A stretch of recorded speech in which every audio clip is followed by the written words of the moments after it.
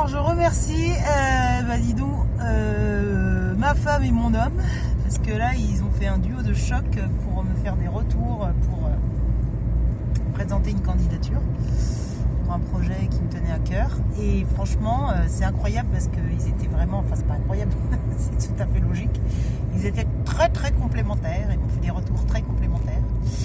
Et je me suis rendu compte aussi quand même que c'est quand même hyper précieux des personnes qui ont comme ça une vue sur notre traversée, sur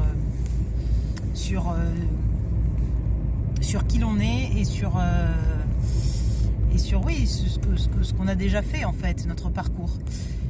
Et du coup, ça me donne envie vraiment de remercier toutes les personnes qui ont été là au bon moment dans ma vie et qui m'ont apporté du réconfort, du soutien ou des fois du recul aussi dont j'avais besoin par rapport à une situation dans laquelle j'étais engluée. Donc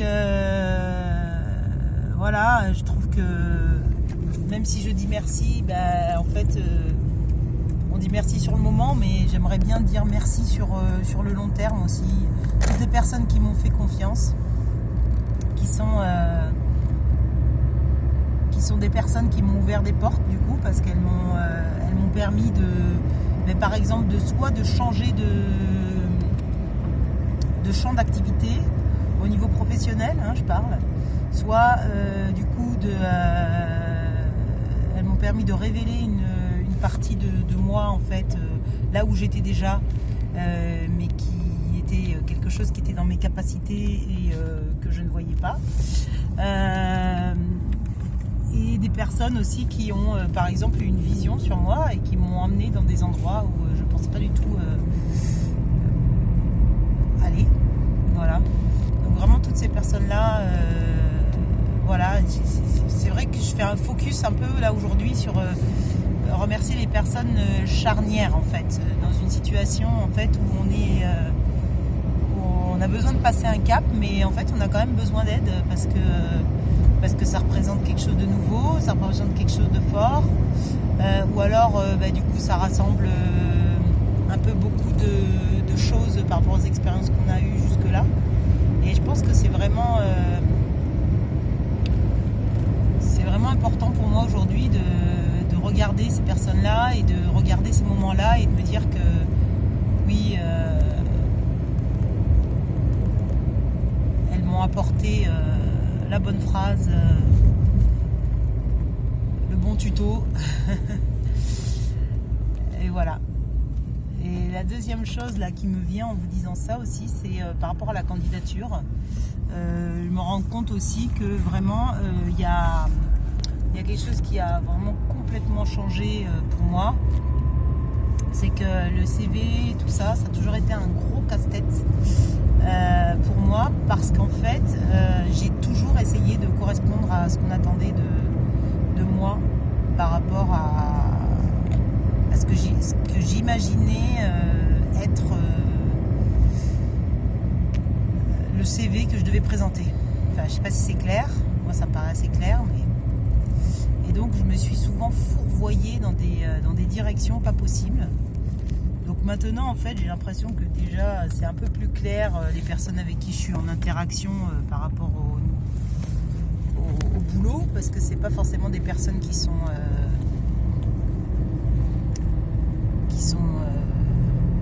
loin de moi. Donc il y avait ça aussi, c'est vrai que quand on est loin de soi dans le travail, c'est un peu compliqué aussi de réussir à prendre quelque chose, à dire quelque chose qui convient, parce que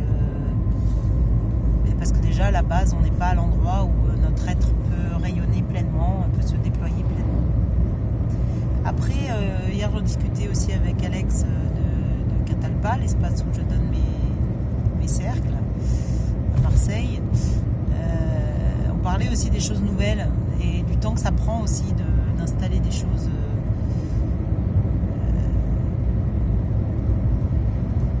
dans la matière, des choses qui ne sont pas habituelles. Et donc ça c'est un temps aussi qu'il faut pouvoir prendre en compte pour ne pas tout de suite crier à l'échec quand ça n'avance pas aussi vite qu'on aimerait. J'en profite pour remercier Juju qui a offert à mon fils des cartes sur les accords Toltec, et chaque jour il y a une petite carte avec des petits messages en fait que l'on peut comme ça se redire tout au long de la journée.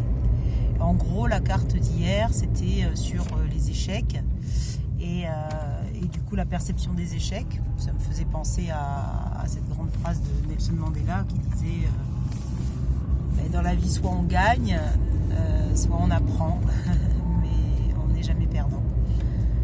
Et donc voilà, je me dis aussi que des fois c'est aussi un risque qu'on peut prendre pour essayer de sortir de sa zone de confort et essayer de l'envisager comme déjà ça qu'on a gagné, c'est-à-dire d'avoir osé prendre ce risque, d'avoir eu cette audace, et déjà c'est une victoire en fait.